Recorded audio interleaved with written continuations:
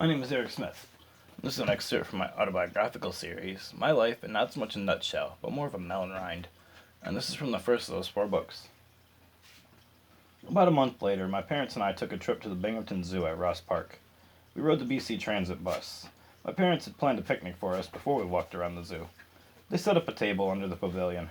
We had fruit salad that tasted a little weird. My mother made it, and one of her ingredients wasn't quite right. I never did figure out what it was, though. After we ate, we walked around the 5th oldest zoo in America. The zoo is placed on a hillside, so there is a bit of an incline for most of the tour. The bottom of the incline houses the petting zoo. They have goats and pigs mostly. Up the hill a bit, we came into the aviary, a circled area with birds and exhibits. My favorite that day was a snowy owl. It was gorgeous, white with black markings. A beautiful creature indeed. After several more exhibits and a bit more walking, we entered the building containing the big cats. In the first of the 2 exhibits were 2 tigers, one Bengal and one white Siberian.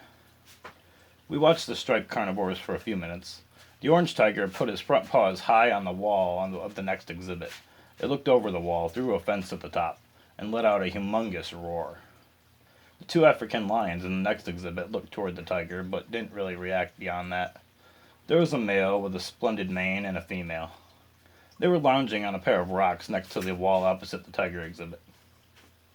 We then walked through the building at the end of the zoo, which houses penguins, otters, lion-maned tamarins, and a few snakes. After stopping at the final exhibit, which was wolves, we walked down the hill. A few little chipmunks ran past our feet.